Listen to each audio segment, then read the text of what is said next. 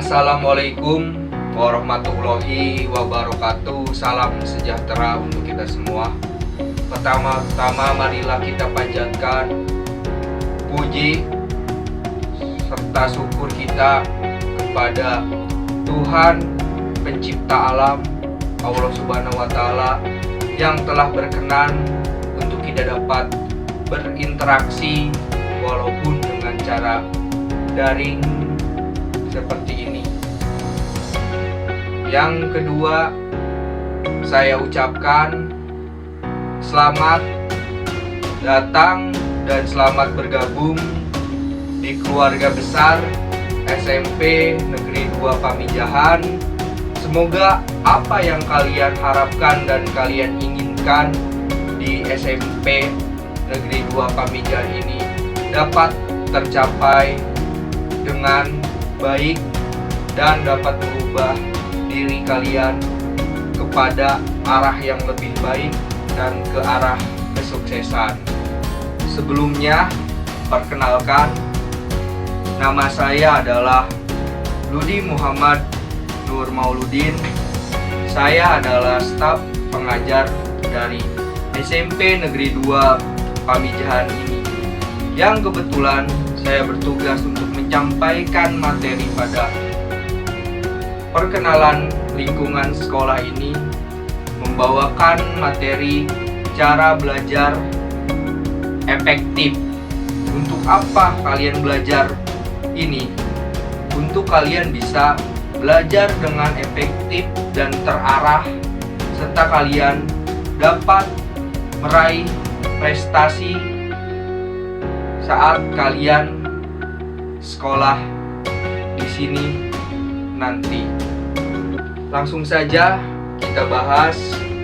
Materi saya adalah cara belajar efektif. Nah, baik, di sini saya akan menerangkan atau belajar bareng tentang bagaimana sebenarnya materi belajar efektif itu. Nah, dari pengertiannya, belajar efektif adalah proses belajar mengajar yang berhasil guna, dan proses pembelajaran itu mampu memberikan pemahaman, kecerdasan, ketekunan, kesempatan, dan mutu atau kualitas yang lebih baik, serta dapat memberikan perubahan perilaku dan dapat diaplikasikan atau diterapkan dalam kehidupan sehari-hari. Itu akan dapat menghasilkan sumber daya manusia yang unggul. Nah, apa aja tips dan triknya untuk nanti kalian belajar dengan efektif? Yang pertama, kalian harus mempunyai niat yang kuat. Kenapa yang pertama niat? Karena manusia digerakkan oleh pikirannya. Nah, pikirannya dan juga rohaninya harus memiliki niat terlebih dahulu. Niat yang kuat akan menumbuhkan tekad, sehingga niat itu akan menjadi dasar kalian bertindak, dasar kalian melakukan suatu kegiatan. Setelah mempunyai niat yang kuat serta tekad yang sudah membara, selanjutnya kita harus mempunyai perencanaan yang baik. Untuk mencapai suatu tujuan biasanya diiringi oleh rencana yang baik. Oleh karena itu, ada baiknya kita membuat rencana belajar dan rencana pencapaian nilai untuk mengetahui apakah kegiatan belajar yang kita lakukan telah maksimal atau perlu ditingkatkan dan diperbaiki. Setelah kita mempunyai perencanaan yang baik dan terarah, selanjutnya kita juga harus memiliki sifat disiplin dalam belajar yang kuat. Apabila kita telah membuat jadwal belajar, maka harus dijalankan dengan baik dan penuh ketaatan pada jadwal belajar yang telah kita buat. Contohnya, seperti belajar tepat pada waktunya. Bila kita mengandalkan belajar hanya di sekolah saja, maka tidak ada pengembangan dari belajar tersebut. Alangkah baiknya setelah pulang sekolah, kalian juga mereview apa yang telah kalian dapat di sekolah dan kalian pelajari itu semua dengan baik. Tugas-tugas yang diberikan oleh guru kalian kerjakan dengan maksimal. Pekerjaan rumah kalian kerjakan dengan sepenuh hati dan penuh tanggung jawab yang baik. Setelah itu, dalam proses kalian belajar, kalian juga harus memiliki keseriusan dan ketekunan di dalamnya. Dengan kalian serius, maka materi yang kalian kerjakan akan dapat lebih mudah untuk dipahami dan penuh ketekunan. Ketika kalian menemukan materi dalam sekolah yang sulit, kalian tetap tekun untuk berusaha untuk mencoba hal-hal yang kalian tidak bisa menjadi sesuatu yang dapat kalian kuasai. Nah, langkah selanjutnya untuk kalian juga belajar dengan efektif dan terarah, kalian harus memiliki fokus yang tinggi. Fokus dari apa? Dari rencana belajar kalian sebelumnya, dari perencanaan kalian sebelumnya, kedisiplinan kalian. Kalian harus fokus. Fokus untuk apa? Fokus untuk tujuan yang telah kalian buat sebelumnya. Seperti tujuan kalian ingin menjadi peringkat 1 di kelas, maka kalian harus fokus dalam belajar, fokus dalam menjalankan perencanaan belajar kalian. Untuk apa? Untuk dapat bisa meraih tujuan yang telah direncanakan sebelumnya. Dalam proses pembelajaran kalian juga, kita wajib mempunyai sifat jujur. Jujur di sini apa? Kalian dalam mengerjakan tugas rumah, pembelajaran di sekolah, kalian harus memiliki sifat jujur. Tinggalkan menyontek di kelas, tinggalkan copy paste tugas dari teman kalian, karena itu dapat menghambat tujuan yang tadi kalian sudah rencanakan.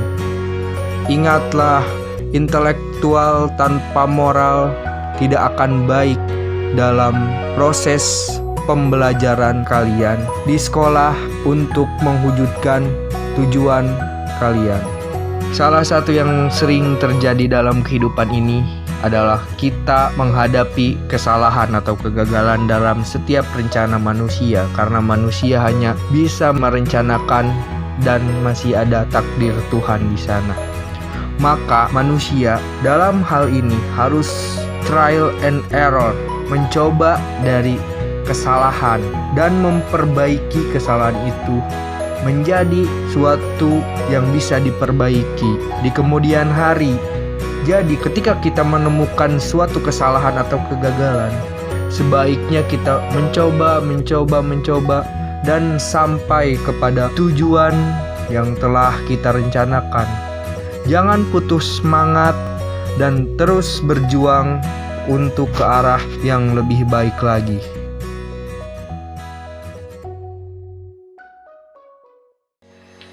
Nah, satu ini adalah satu video yang sangat bagus sekali yang berjudul 10 tips menjadi siswa yang berprestasi di sekolah.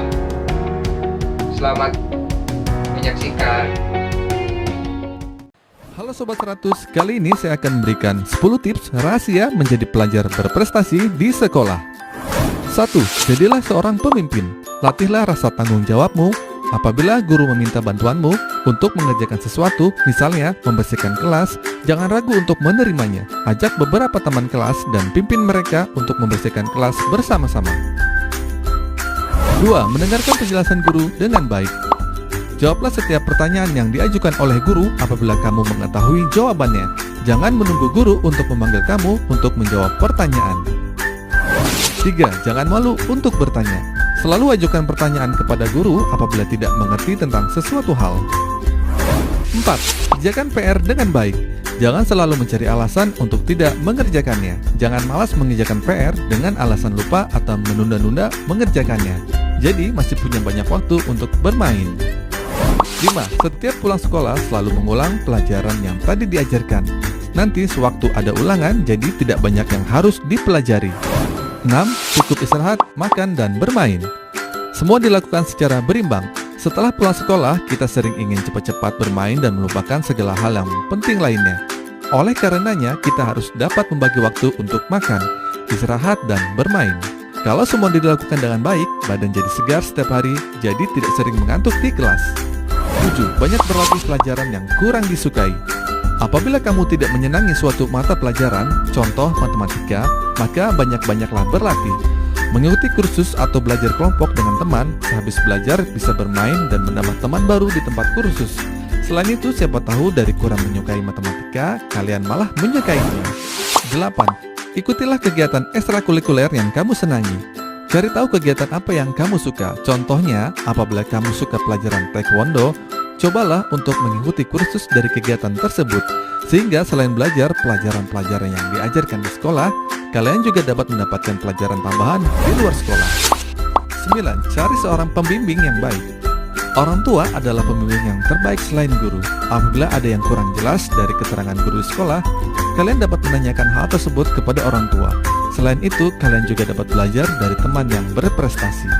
Dan terakhir, yang ke-10, jangan suka mencontek teman. Kalau mencontek teman, kamu bisa bodoh karena tidak berpikir sendiri. Lagi pula belum tentu teman yang kamu contek itu menjawab pertanyaan dengan benar. Belum lagi kalau ketahuan guru dan teman lainnya. Malu kan? Kalau kamu rajin belajar, pasti bisa menjawab semua pertanyaan dengan benar, sehingga ulangan dapat nilai baik. Nah, tadi kalian sudah menyaksikan kan tips dan trik untuk belajar efektif. Nah, yang saya harapkan nanti kalian belajar di SMP Negeri 2 Pamijahan, kalian menggunakan tips-tips tersebut dalam proses belajar kalian, dan kalian menjadi siswa dan siswi yang berprestasi di SMP ini. Satu kata-kata penutup dari saya, Insinyur Soekarno pernah berkata, bermimpilah setinggi langit, bila kau jatuh, kau terjatuh di antara bintang-bintang. Sekian video ini, semoga bermanfaat. Saya undur diri. Akhirul kalam. Assalamualaikum warahmatullahi wabarakatuh.